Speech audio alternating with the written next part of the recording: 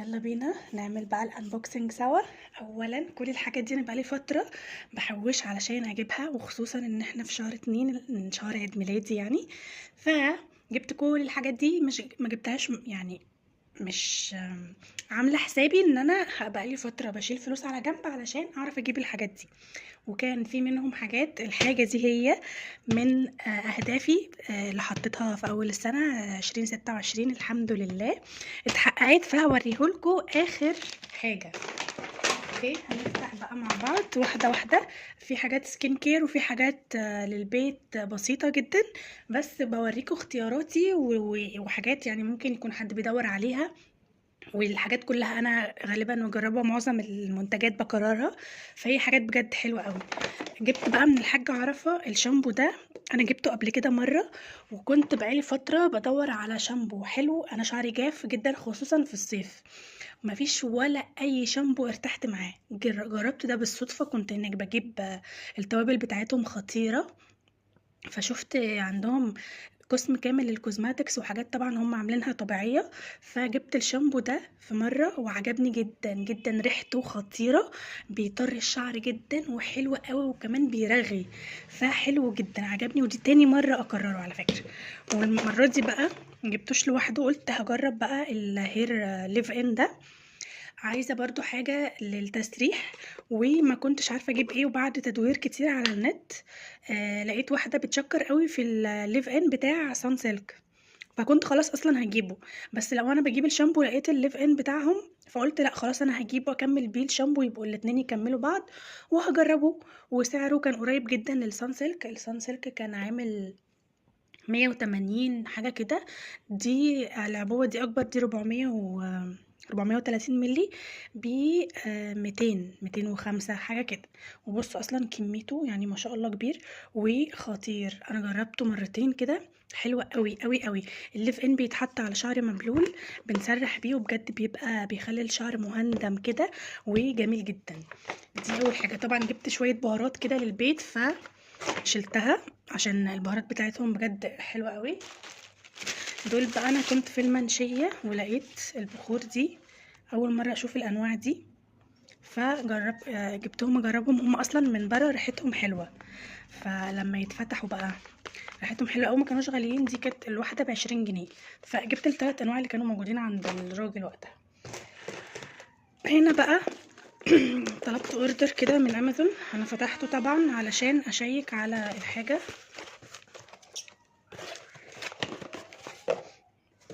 بصوا بقى،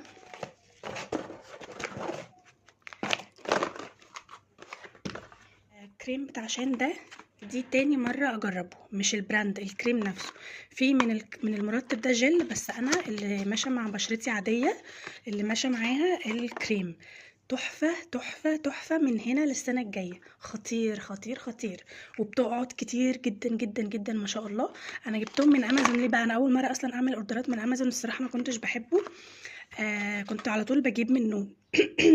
بس امازون الفترة دي عامل سيل حلو، وعامل سيل كمان تاني علشان رمضان، وفيه اكواد خصم وحاجات كده. فيعني ده اصلا بصوا مكتوب عليه هنا 150، وهو انا جبته حوالي مش عارفة كان بحاجة و90، 98 حاجة كده. فهو تحفة. كريم شان ده خطير، وبتيجي مع العبوة دي علشان تنزلي بقى لحد اخر فتفوتة. يعني مش يعني كتر خيرهم الصراحة. غالبا دول نفس الشركة، لان هم بصوا نفس اللوجو. ده بقى كان ب165، انا جايبه برضو ما عداش ال100 جنيه. ده من افضل شامبوهات القشره اللي انا جبتها في حياتي.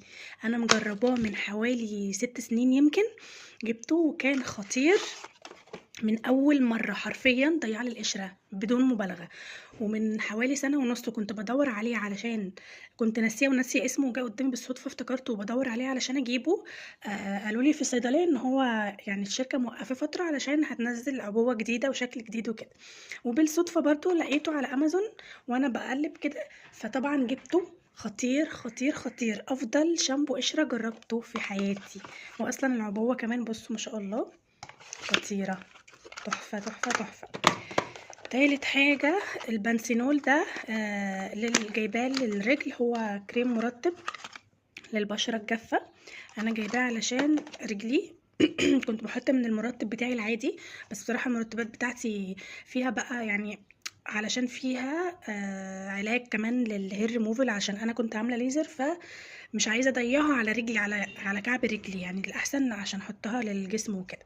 فجبت بقى حاجة مخصصة للرجل اللي هو ده، شفت عنه برضو ريفيوز حلوة قوي، فقلت هجربه. لسه مجربتوش الصراحة، بس البنسينول عموما اصلا مرطباته كلها حلوة جدا، كل الناس بتشكر فيها. تمام، ندخل على اللي بعده.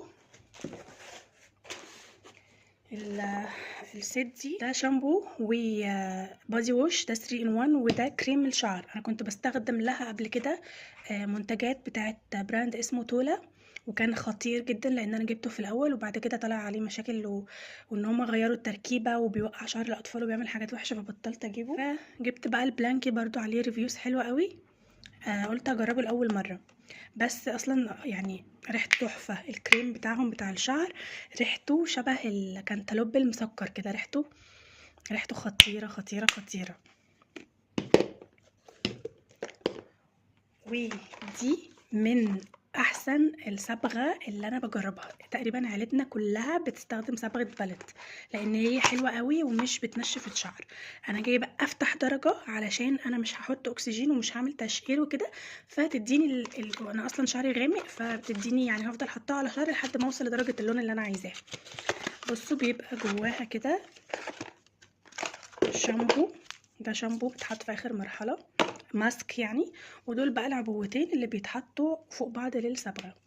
فهي حلوه جدا، كانت عامله حوالي كانت ب95.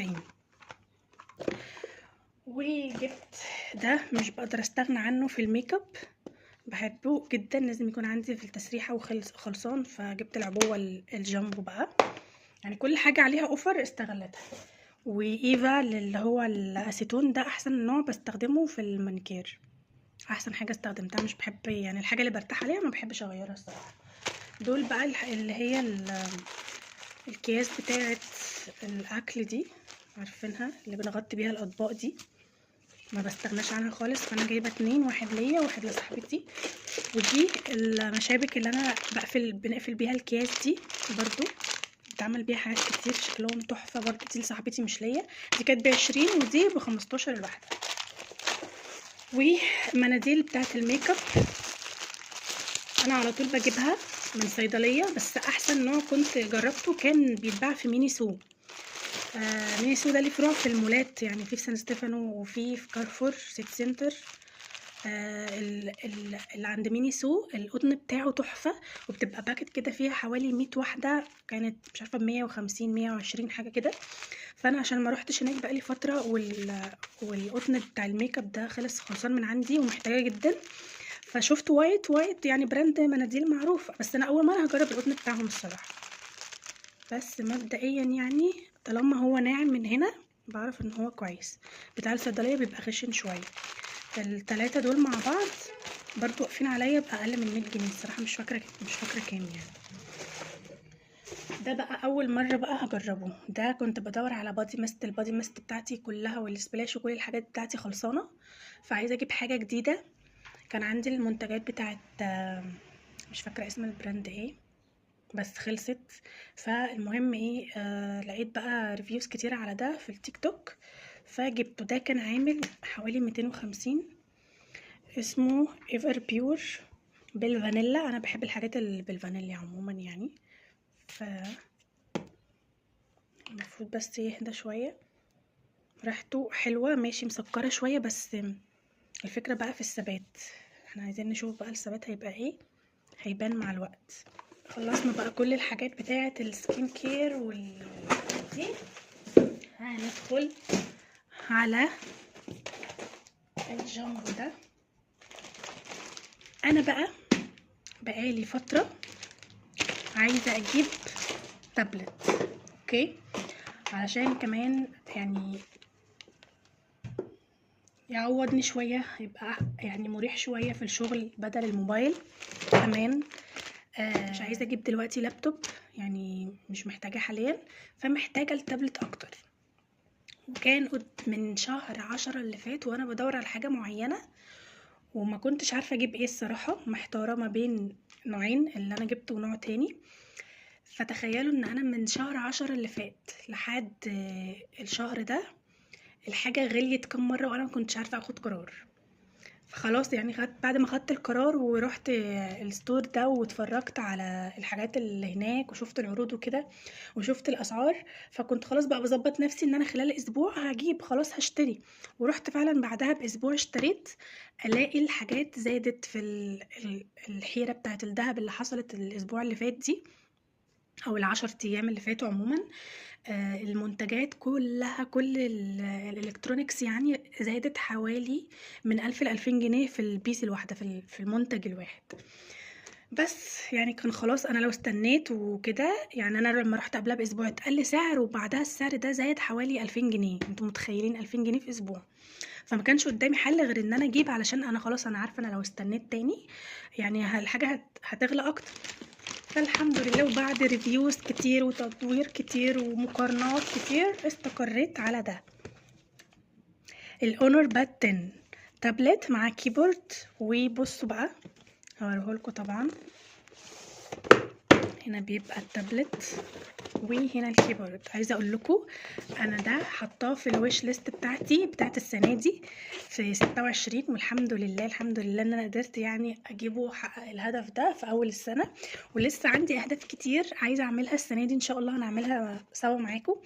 بس بقى يعني عايزه اقول لكم الواحد لما بجد بيحط اهداف مكتوبه بيحاول يعني بقدر الامكان ان هو يسعى ان هو يحققها، ومش مرة واحدة النهاردة عايزة اجيب موبايل جديد او تابلت او كده اروح اجيبه تاني يوم. لا انا بقولك انا من شهر 10 وانا بفكر وبدور وبدبر نفسي في الفلوس وكده لحد ما استقريت الحمد لله.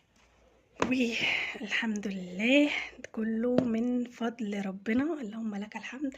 طبعا الواحد لما يبقى عنده إرادة ويقعد يدعي كده ويشكر ربنا ألف مرة ان هو قادر ان هو يسعى ويحقق اهدافه واحلامه وطموحاته.